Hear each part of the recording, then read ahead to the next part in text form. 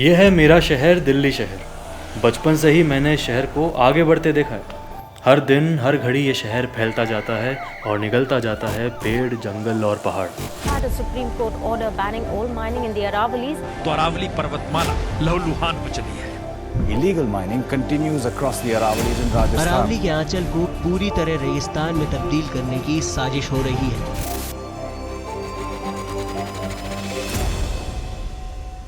सब जानते हैं कि अब यहाँ की हवा सांस लेने लायक भी नहीं है।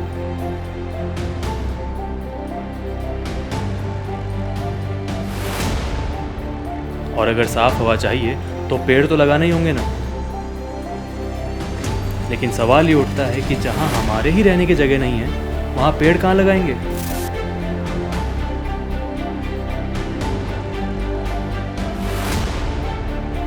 गुड़गांव के पास ये पहाड़ी अरावली की आखिरी बची पहाड़ियों में से एक है, जहां आज तो हरियाली दिख रही है, लेकिन कुछ साल पहले ऐसा नहीं था।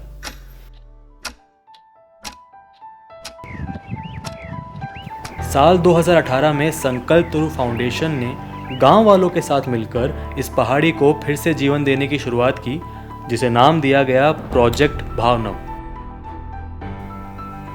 एक पहाड़ को काट देना आसान है, मगर उसे फिर से जीवन देना बड़ा मुश्किल।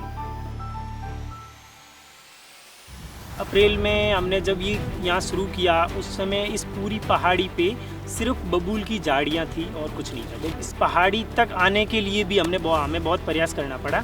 थर्ड प्रयास में इस पहाड़ी पर हम पहुँच पाए। जो ये प्लांटेशन जहाँ से शुरू हो रहा है, वहाँ से लेकर नीचे तक 700 फीट की एक पाइपलाइन डली हुई है। उस पाइपलाइन से यहाँ पानी आ रहा है ऊपर तक। पहले हमने फेंसिंग करने की बजाय हमने ट्रायल किया कि पहले हम गड्ढे खोदते हैं, अगर पिट डिगिंग हो जाती है तो हम पेड़ लगा पाएंगे। और इतने तक हमारा संशय ये था कि पेड़ लगेंगे भी नहीं लगेंगे।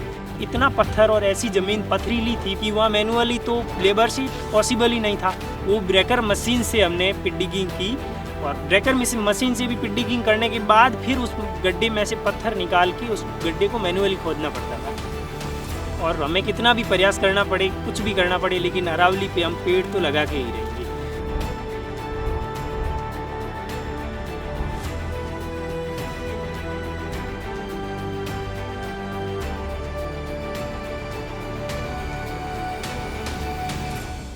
यहाँ की मिट्टी और वातावरण के हिसाब से यहाँ अब तक 20,000 से भी ज़्यादा पेड़ लगाए जा चुके हैं, जैसे नीम, आंवला, बरगद, अर्जुन और पीपल। सबसे मज़ेदार बात यह है कि अरावली की इस पहाड़ी पर कोई भी पेड़ लगा सकता है, आप भी, और वो भी घर बैठे। www.sankalptaru.org पर जाएं और सिर्फ एक क्लिक से पेड़ लगाएं। तो आइए हम सब मिलकर पेड़ लगाएं, क्योंकि अरावली बचेगी तभी तो दिल्ली प्रदूषण मुक्त बनेगी।